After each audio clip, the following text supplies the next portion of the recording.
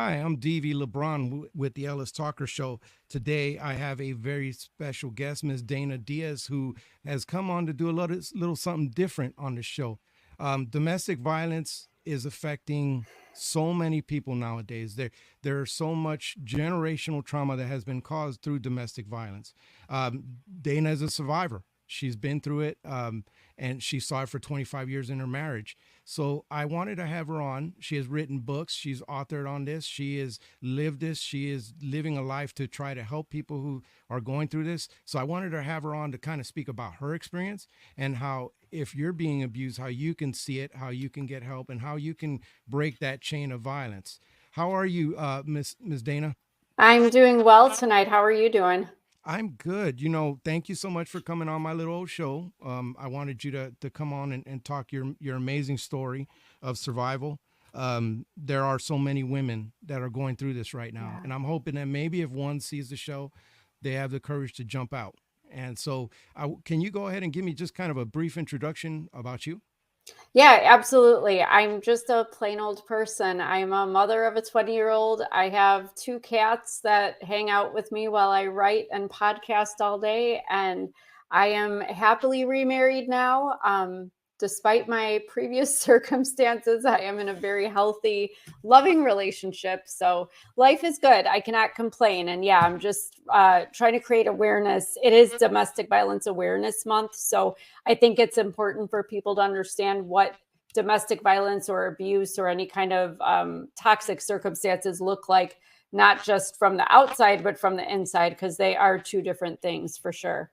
So tell me, kind of give me a brief on your how you were exposed to abuse. You were married for 25 years, so how did that go from I do and wonderful and the things that marriage are to being going through domestic violence? Yeah, well, it's a long story. It always is, but I unfortunately endured physical and verbal abuse throughout my childhood up until I was 18 and left the house and said, "Never again, not doing this. No, sir, thank you very much." But then I'm 19 years old, out in the world, and somebody walks into where I worked, and he reminded me very much of my abusive stepfather, actually. Red flags were waving everywhere. And all I can say is I was very young. I was starving for love because my own mother didn't want me. My stepfather sure didn't want me. And so I just had a very, very low self-esteem and really bad self-image. I was literally told almost every day of my childhood that nobody would ever love me, and I was unlovable, and I was a burden and a bother, and that I shouldn't even exist. I was told that a few times. And so when you have that kind of mindset and you have internalized that, you feel worthless and undeserving and insignificant. So here's this person who I don't care for at all, seems aloof, seems entitled, just all these things that I was not interested in, but he showed interest in me, and I didn't know what else to do. I mean, I tell people it's like if you imagine a puppy like that, you're holding a treat, and the poor thing is like wagging its tail and like shaking, like where they're trembling, like give me the treat. That's kind of how it felt, when you have literally been neglected emotionally and physically battered and verbally assaulted your whole life, and then somebody comes along, they may not be very nice, but they're like, well, okay, why don't you, let's see where this goes, and if you do these things that I approve of, I'll give you that little treat of affection and love, so to speak. And if you don't do the things that I approve of, well, there will be consequences, but you'll still get love if you do the right things. It starts this dynamic, which is what I fell into with this young man.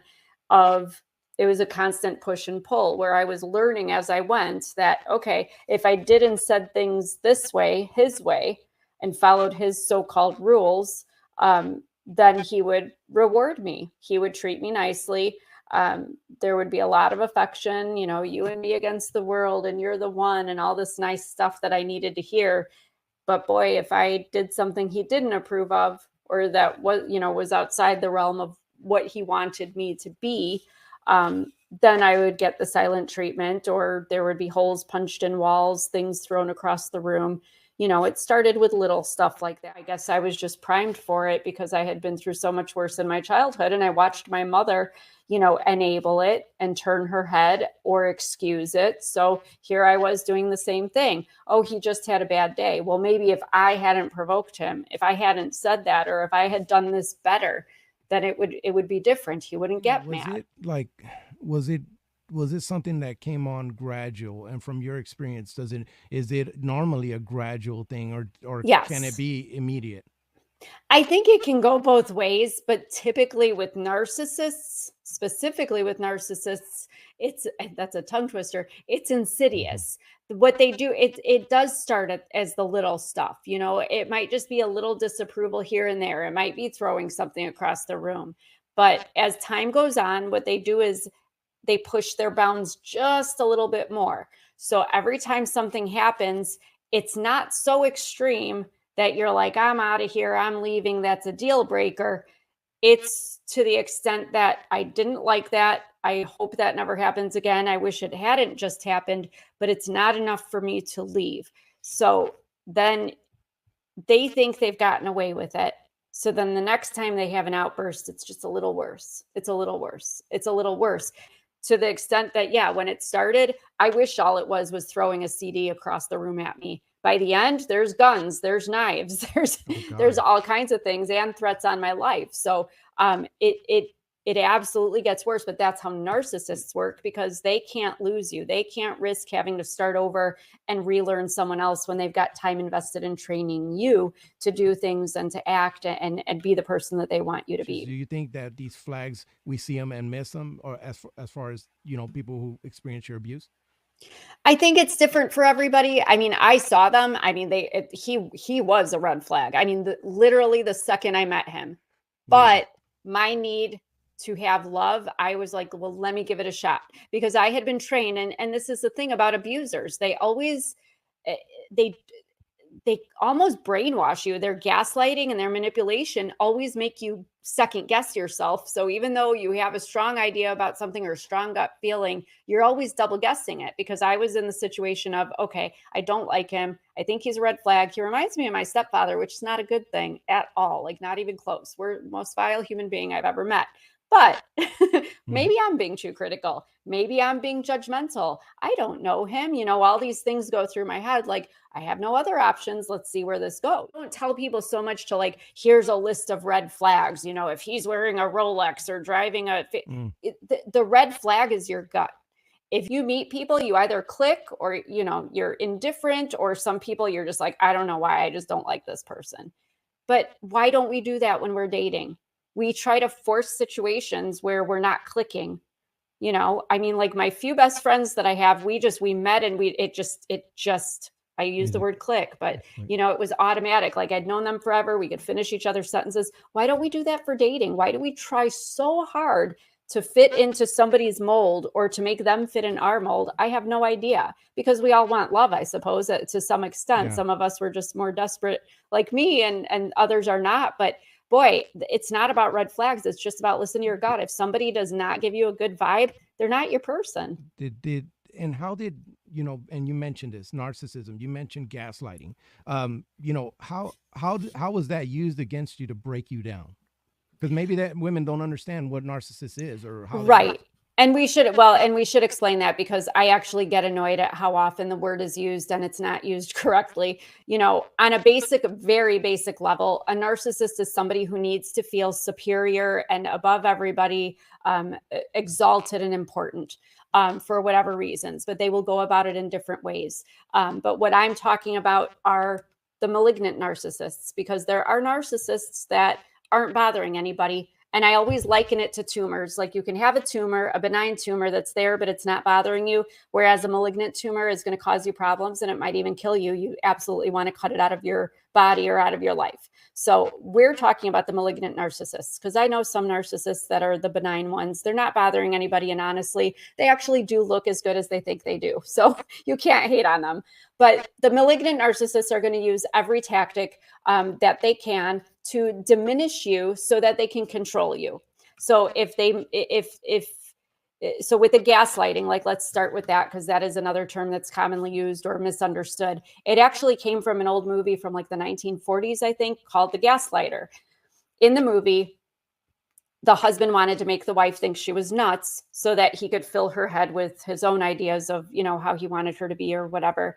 And so what he would do is he would flicker the lights. And every night she would say, "Oh, there must be something wrong with the lights. What's wrong with the lights?" And he'd act like he had no idea what was going on. "I didn't see anything. The lights aren't flickering." So she would question it. And every night he'd flicker the lights and she'd look up. And so it went on to where every time the lights flickered, she started to think she was nuts because she's seeing the lights flicker, but he's telling her they're not flickering. So she couldn't even trust herself. She didn't know if she was nuts, if she was delusional, what was going on. That's what gaslighting is when you are basically trying to alter somebody's experience.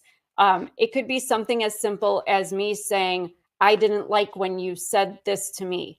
Well, I didn't say that to you, but I just heard you say that to me. But I didn't say that to you. You're hearing things. You're nuts. They like to say you're crazy all the time. But, it could be something as simple as that. But what people don't get is it's not just one time. It's not just every day. It's constantly every day for years and years and years, to where you start thinking, okay, like, is it me? Am I nuts? Just like the wife in the movie. And as a matter of fact, that's where my book came from, was a notebook that I started to keep, because I was starting to wonder, like, am I really that nuts? Because I don't think I am. But if I am, and I'm trying to raise my son, I want to know, and I want to be responsible about it. So I started recording in a notebook the different things that were happening or being said, so that I knew for certain in my head, I could refer back when he said that didn't happen. I never said that. I could go back and say, no, no, no. Wow. I wrote it down right after. I know this happened. I'm not nuts, actually. So it's all a method of brainwashing. And a lot of it, the silent treatment is another big tactic they use. My stepfather used it on me. And actually that is, you're a veteran. It's a military tactic. They used it in Guantanamo Bay with war prisoners down in Cuba. It's cruel. It's hostile, awful, and cruel to diminish somebody to that extent. But the more that they can diminish you and break you to where you will do anything, basically, you will basically submit to them and do whatever they say, you will have no fight left in you. You just want peace. That's kind of the point I got to, because, fast forward into our marriage, I am just, my health is suffering. We have a kid. I have to worry about what this poor kid is seeing and hearing and experiencing in our house, because it wasn't good. So yeah, I started getting outright submissive. Like, okay, I knew what to do and what not to do. And he even left me rules. He actually wrote out 2 different times for me rules. I actually still have one of them. And one, there's a chapter in the book about it where I detail when I came to my desk one morning and saw the rules, because I wasn't being a good wife, so to speak. And the sadder part is that I still have this one. And when I pulled it out to reference it for my book, I had actually checked off.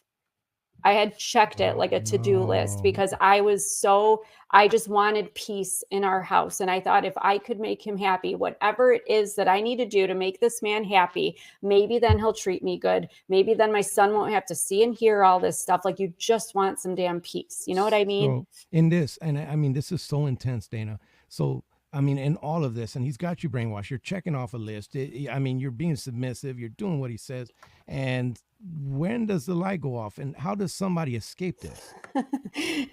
I'm laughing because, looking back, I am so shocked I'm almost disappointed in myself. When did the light go off? It wasn't when he was putting holes in walls and tearing doors off to get in to attack me in rooms I'd locked myself in. It wasn't when he swung a crowbar at my head because he was drunk and mad at me for locking him out of the house. It wasn't that he had a knife laying next to him every night when he watched TV, just so I knew it was there, so it would keep me in line, because I was terrified of the damn thing. It wasn't all these things leading up to it. I didn't leave. I didn't even think about leaving. It was actually when I got sick. That was the straw that broke the camel's back. I was down to 93 pounds. No human being, unless you're like a 10-year-old, should be 93 pounds. Yeah, that's not good. I'm in my early 40s, 93 pounds, skeletal. I could barely move. I could barely breathe. And people don't understand. So I mean, I remember sitting, forgive me, TMI, on the toilet, but I couldn't even tear the toilet paper off the roll. And I'm like, I'm what, 43, 44, like this is not, I'm not 90. I don't need a home aid, Hmm. at this age. And I'm healthy. I coached cross country for 9 years. I ate real, fruits and vegetables and all the good stuff. I was that girl. So like it didn't make sense. Long and short of it, by the end of 2019, I had gone to every doctor, every specialist. None of them could figure out the 24 symptoms I was experiencing and why all my tests were coming out like, yeah, there's something wrong with you, but we don't know what. Finally got with a neurologist that got me with Mayo Clinic. They kind of put things together. They said, we need to run a cortisol test. For those who don't know, cortisol is a stress hormone. It's similar to adrenaline, that when you're in a stressful situation, it pumps through your body, but it is not good for you. It's very toxic to have it in your body at high levels. So I did their cortisol test. They called me and they said, well, we got the results, but there's no way the results are this high. We think we compromised the labs. So we're going to have you take it again. Oh, So wow. I took the cortisol test again, and guess what? The It was, results were that high. They were 3 to 4 times higher than what the highest level should be at any given time. And they said it had been pumping through my body 24/7 for decades. It had caused so much damage to my organs and my systems that even my white blood cells thought it had to eradicate something like a cancer, that they depleted to the point that I was autoimmune. And that's why I was having all these symptoms. oh my They were all God. autoimmune issues. So basically, what they determined, they diagnosed me with a lung syndrome that the doctor says is like having COPD and fibromyalgia all at once. So I was wearing a backpack oxygen machine with a face mask just to breathe. I was just trudging through every day, 93 pounds, just trying to live. But by early 2020, the doctor sat me down and I'm like, I'm not getting any better. And he said, no, and you're not going to. He said, your body's actually shutting down. All of your Oh, organs God. have basically shut down to minimal survival rates. Your body's like, basically, he said, like a generator. Your heart is trying to beat just enough to keep your lungs going and vice versa. But he said, otherwise, you got to change your circumstances. There is no pill. There is no surgery. You got to fix your life. So your body And did, and I'm sorry to interrupt you, Dana, yeah, but your body did what your but mind my was mind doing couldn't. was yeah, your mind was going through this and shutting down with this guy, and then your body followed. Your body Yeah, went ahead and so your abuse, your mental abuse, manifested itself into something physical and something as exactly. your help, and you got chopped down by it. That is just I extraordinary. got What was chopped it? down. What was he Yeah. doing? What was he saying in this? Well, that's the thing about it. I think that was the other part of it that really made me open my eyes, was that where was he? Where was he in all this? That's a good question. Thank you for asking, because where the hell was he? Because if my husband was sick, if your wife was sick, wouldn't you be with your spouse or your partner, or whoever it is you love, your kid, whoever it is, at their doctor? You know how many doctor's appointments I had? Do you know how many Mhm. tests were run on me by all these different specialists? Where was he? Where was he? At home watching TV. And when I was diagnosed, I honestly, it sickened me, because I think he was happy, because either one, he was going to get rid of me without getting his hands dirty, or two, he could wallow in the pity of others, that, oh, poor Oh you my with a sick God. wife. And I think that's what all of it all together. I just remember laying, because I lived in the basement at that point. I remember laying on the couch in the basement where I slept, same couch that I kept my notebook hidden in the cushion of. And I just asked myself one night, I was like, what do you want, Dana? What the hell do you want? Because this isn't it. You And were I sat dying. there and I really thought about it. I'm like, what if I could have my life be what I wanted, because this was his life, but what did I want my life to look like? And I mean, I knew what was in my heart. I mean, I'd gone to school for journalism. I wanted to be a writer, but I could never do that. He would never allow that. He actually moved us 90 miles away from the city and everything and everyone we know, because that was the only way he was going to be happy. And I did it thinking it would make him happy, but it didn't. And I didn't pursue a career even in small town papers or radio, because, well, that would give me a sense of achievement and maybe even some financial freedom to leave him. And he couldn't allow that either. I wasn't allowed to go to the damn Dollar General for cat food without being accused of screwing somebody. So I was just tired of it. I wanted to just live. And, when you're in that situation and you ask yourself, what do I want my life to look like? Some people can ask themselves that, and they want to drive a Cadillac and have a big house. And honestly, I just wanted to be happy. I wanted to be happy and be free. I wanted to be able to eat what I wanted to eat and wear lipstick if I wanted to wear it without being called a whore. I wanted to be able to take my son for ice cream without, my ex having a tantrum about what our son is eating, and I wanted to be able, I don't know, to be in a relationship where somebody even just liked me, never mind love me because they're, I'm their spouse. I mean, just simple, simple things. I just wanted peace. And I was not going to get it in that house. And I wasn't going to lay there and die and be sick, and at the mercy of this man to take care of me because I was as good as dead anyway. And so, yeah, I decided like, that's it. If I have ever been done, this was the time I was completely done. And so I did consult with an attorney. It was the sixth time in our marriage that I consulted with an attorney, but it was the first time that I said, yes, let's do this, let's file.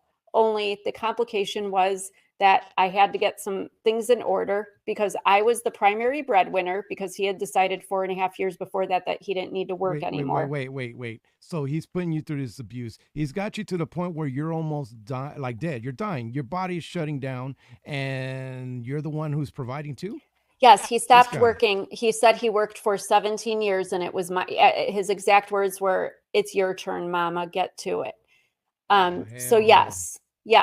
So I needed to get some stuff in order. We also lived on a little farm, so we had little, we had cows and pigs and, other things that aren't normal in a divorce situation, but they are considered assets, so they needed to be considered. So I'm ready to do this homework, and 1 week after this, we go into COVID, shelter in place. So now not only can I not file for divorce because the courts are shut down, I am locked in a house with this man. In the meantime, he has threatened to kill himself if I leave him. He has threatened to kill me, or I'm sorry, the exact words of his email were, it would be easier if one of us was dead. He had told our neighbors that he was planning to kill me. So yes, I'm locked in the house with this guy. So yeah, I kept a record. I kept a very, very clear record in a notebook and kept it hidden under that couch in the basement where I stayed. And it turned into a game of Survivor. I mean, at this point, and this is all detailed in the book, but it just became a game. There was a bathroom in the basement, half bath. He turned off the water so that I didn't have water down there. So I couldn't use the toilet or anything to force me up. Well, you know what? Two can play at this game, sucker. I was little enough. And I'm sorry if this is gross to anybody, but you know what? I was pissed. I climbed up on that laundry room sink. If I had to pee, I pissed in that damn sink and cleaned it out with bleach when I was done. I was not letting him force me out by turning a toilet off. I was sponge bathing in the laundry room. I was just doing everything I could to avoid being anywhere near this man or letting him. He was taking light bulbs out of rooms so that there was no light. He was taking chains out of ceiling fans. He put acorns in some drawers. So then now we started having mice in the house. I mean, it was getting ridiculous, the games that were being played. But fortunately, when the shelter in place was partially lifted, I started working. My son worked too because he was already 17. We were working. Where is he? He's basically either locked himself in his room most of his childhood or he just wasn't home. Oh my God. And I was glad for it. I was glad that he had friends that he could go to their houses. And sometimes he'd be gone every weekend, like from Friday after school to Monday. And I hated that I was missing that time with him. But I was like, thank God there's other people who he can be around that aren't putting him through this crap because he didn't need to see it. And he didn't see and hear half of it, but he didn't have to endure it and he didn't want to. Dana, what was the escape? Well, that was the irony, is that we came home from work one day, and where is this man? He's not laying there watching TV like he normally is. And I was looking around like, there's something weird. Like I thought there was a picture there, like what, just something seemed off. And my son kind of looked around too. Like you could, before he went to his room when he got home, it turned out my then husband, he moved out in the middle of the day while we were at work. Hallelujah. Thank you for Hallelujah. miracles. Thank God. But, I laugh because it's a typical narcissist thing. He couldn't be, offended. He couldn't take that offense to his ego that his wife was leaving him. I mean, obviously he had caught on that I was done. I was not doing this with him anymore because he had tried the sweet talk. He'd tried the love letters. And I was like, nope, I'm good. Thank you very much. But He moved out because and he went around telling people that I was abusing him and I was harassing him. Little me, I was All harassing 90 him, so pounds of he you, had huh? to leave. All 93 pounds of me. So but you know what? I don't even care. I don't even care because it was one less thing I had to deal with. When I could finally file, I filed, and 3 weeks later we were divorced. Done. Wow. Do I wish it was done though? Like I told my son, that's just dividing the assets. I wish it divided the relationship, but as we all know, if we've been in a breakup or a divorce, the relationship itself, you can't sign a piece of paper to just end that. So Hmm. yeah, so we had a couple domestic violence incidents after the divorce. The last one having been when he shot a gun outside my bedroom in the middle of the night while I was trying to sleep. He had found out I had taken a date, a longtime friend of mine, to my sister's wedding ceremony. So apparently that was offensive enough to his ego as well, that he thought it okay to come to my house and start shooting a gun off. So he didn't get Um, the memo of the divorce. He didn't get that memo. Apparently not, but that's the thing about narcissists and a lot of people, they will not let go. You're theirs forever and they will not let you be with somebody else. So one And of even on my wedding day, I'm remarried to that friend. And even on my wedding day, I got a text message saying, "You're the only one that's ever going to be for me. I don't know how to be without you," and all this other crap. And I just thought, yeah, I was feeling all that love, all those years, all those chances I gave. Where was all this? the then one of the scariest things when you because you got out you got out of that situation, you escaped that situation, Yeah. but one of the biggest things that hit you is, what do I do? What this person is my person. This is who, I mean, they may suck and they may be this, but this is the Yeah. person I'm comfortable, sort of, and Yeah. that is something that hits a lot of domestic violence victims. Like, what do I do without this person? So how did you get over that? For me, it was easy because I mean, it was a matter of just my physical health, and I was very fortunate that, my son wanted to stay with me and we had always supported each other, throughout his whole life. We were always with each other. So I had my kid, and honestly, that's all I wanted. I just wanted to be done and have my kid. I didn't care about a house or a car or money. In the divorce, even, I didn't care what he wanted. Whatever he wanted, I said yes and signed it. I didn't care. I just Mhm. wanted to be done. But, it's just a matter of everybody's situation is different. And I think everybody just has to decide what's best for them. A breakup's going to be hard. Yeah, there were times where I stopped and said, "Oh, I miss him," but did I really? Did I even know who he was? I missed the good parts of him, but I didn't miss the bad parts so much. And my life was so much better. And for me, again, specifically me, this is such a cliche to say considering, the lung disease, but I literally could breathe. I was not suffering the physical symptoms. I mean, almost immediately after he moved out, I was feeling so much better. I had energy. I started putting on weight again. Everything, all the little things that I was experiencing started to dissipate. They were absolutely related to his presence and our interactions, basically all that stress. So I was good. So yeah, but you made it out. You made it out, and you jumped through all those hoops that you got to go through with doubt, with everything that you went through, Yeah. and then you'd make a leap to writing a book, and Yes. then getting out there and talking about this experience. So talk about how you got into that and what you're doing.